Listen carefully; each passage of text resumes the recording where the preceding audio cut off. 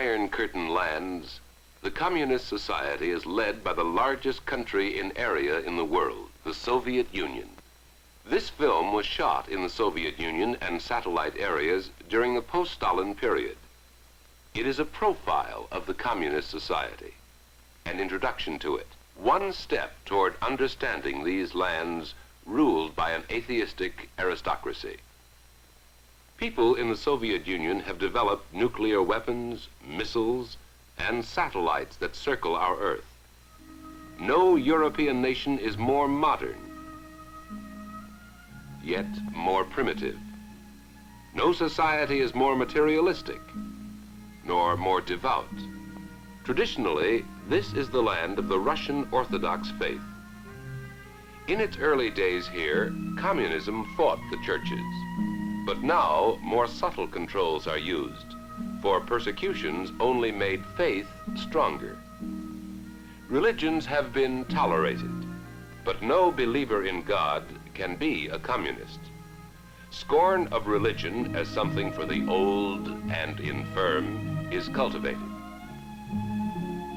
Though no government has been more revolutionary, in the country and in its people, old times and customs continue today in Russia more than in most lands.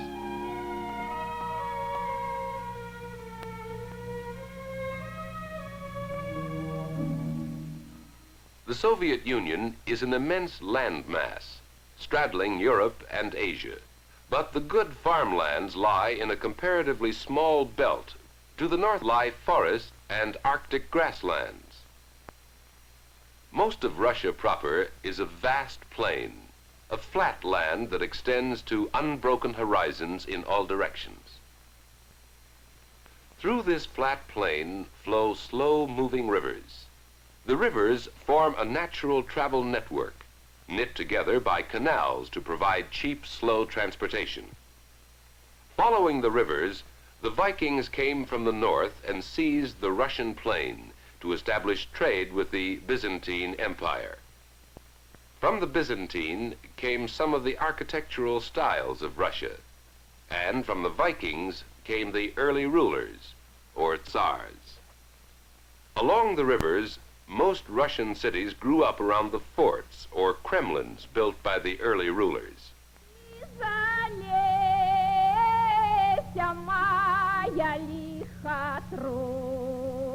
In rural Russia, peasants live much as they did in feudal days, which ended only 100 years ago, and still mark the profile of the society. Peasants cling to the ways of doing things that were handed down to them.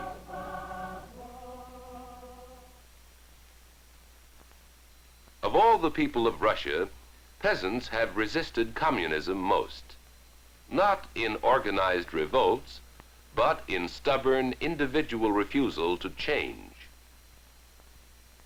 At first, communism largely let the peasants alone. But with the first of the 5-year plans in 1928, collectivization of farms was started. The farms were taken by the state and put together into big collective farms. These are worked by peasants who are simply farm laborers who get a share in the profits, according to the hours of work put in. From stations, farm machines are sent out to the fields. In this way, the big farm machines are directly under the management of communists. This puts all the farm work under close communist supervision. Farm work, as almost all labor in Russia, is done equally by women. To spur on agricultural production, goals are established and publicized with signs. Beat American production in eggs, butter, pork, and the like, they proclaim. In spite of the goals and controls, Russian agriculture remains extensively primitive and occasionally good. In rural Russia, the past resists change. The peasants will even assemble without required licenses to hold country dances.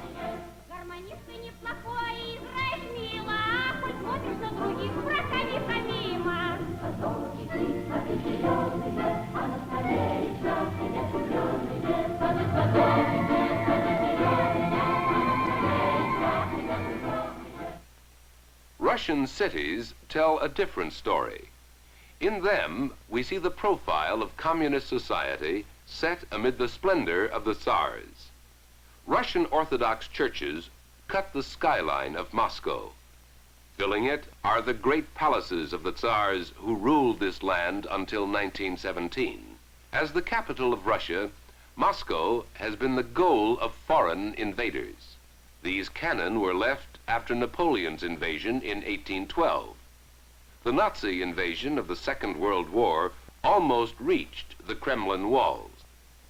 A visitor to Moscow today sees a modern city with wide streets swarming with reasonably well-dressed people. All the shops, stores, and buildings are state-owned, even to the shoe stands and the soft drink stands. GUM, or the Government Department Store, is a tremendous three-story building of open corridors where up to 200,000 people shop a day. People of the many races of the Soviet Union.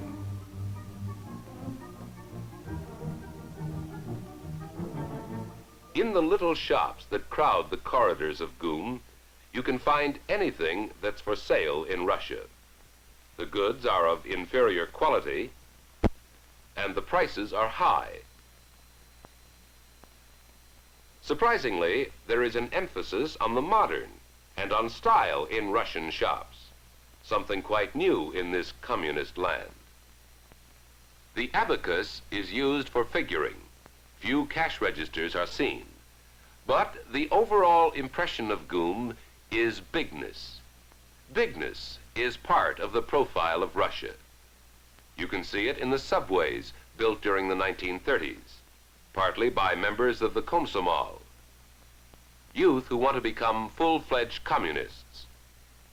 The subways are the pride of Russians today. This ornate splendor seems out of place with a modern transportation system.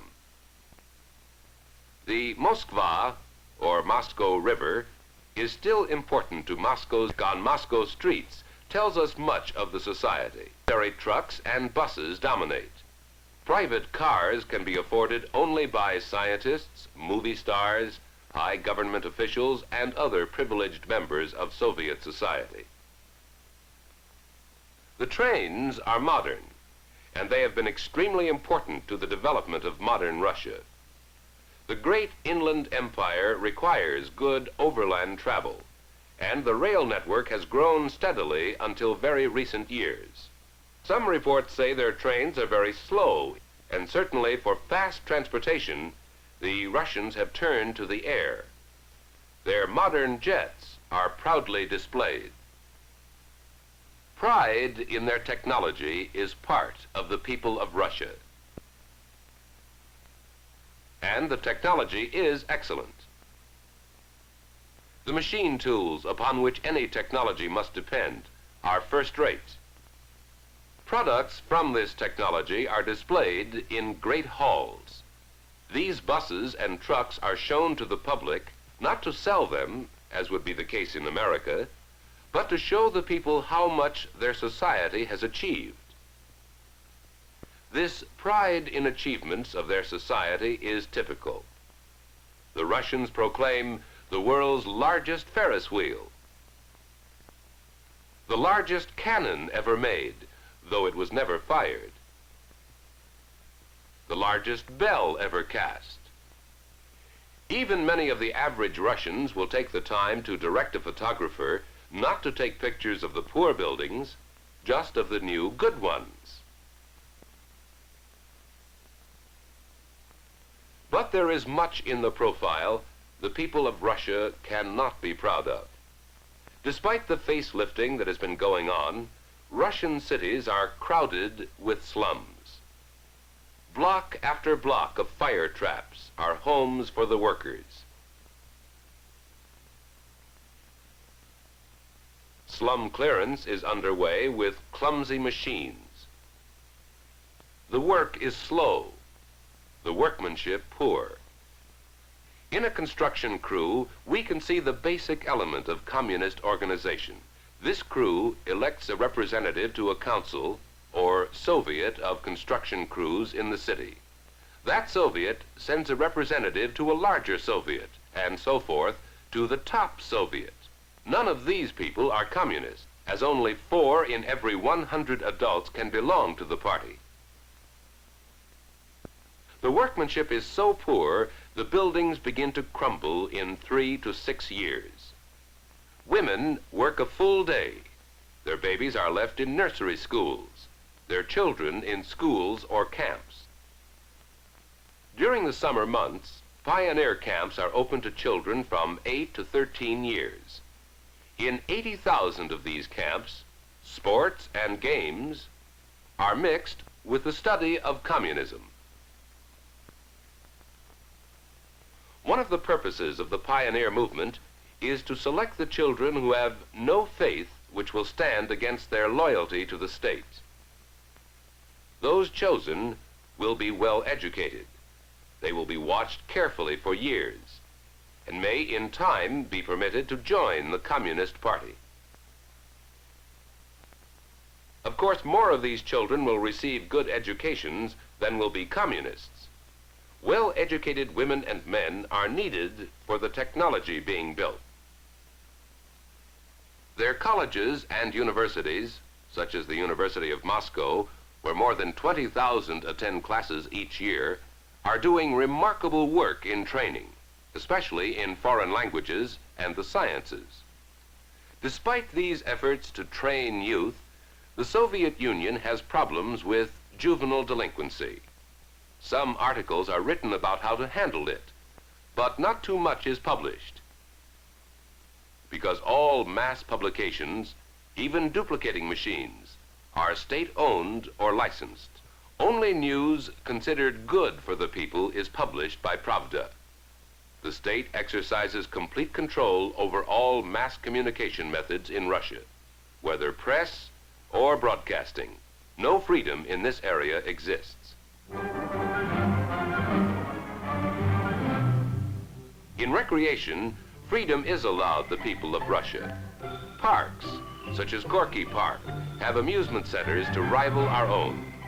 And you find informal games, almost like folk games, that remind us these simple people are mostly peasants who have been moved to the city to work.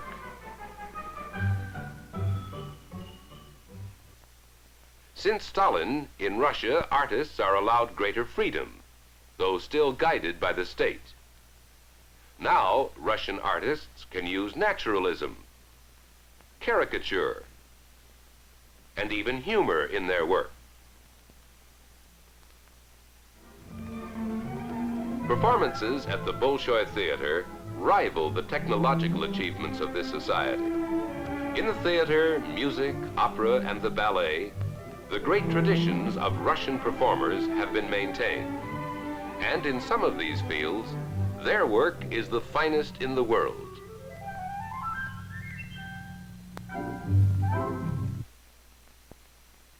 Tolerance for religion has extended beyond the Russian Orthodox faith. Jews are allowed to worship. So are the Protestant faiths. But no worshiper can ever become a communist, nor hold any position of trust in society. There are fewer churches than in pre-communist Russia, but they are crowded. The official faith of today's Russia is modern state communism. Daily, the stones in the heart of the Kremlin are trampled by thousands of feet. The lines in Red Square stretch a half-mile.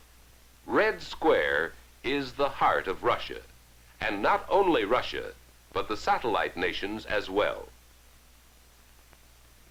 In the countries occupied by Russian troops during World War II, communist governments were established. East Germany, Poland, Czechoslovakia, part of Austria, Hungary, Romania, Bulgaria, Yugoslavia, and Albania have been dominated by the policies of the Kremlin. but each to a different degree. In Poland, for example, the strength of traditions, as with the Russian peasants, has resisted changes. Warsaw was 80% destroyed during the war and is being rebuilt exactly as it was where possible. Each new building is a copy of the building that was destroyed. A Roman Catholic people, the Poles have refused to give up their faith. They worship openly, despite the tendency of new communist governments to condemn any who go to church as disloyal.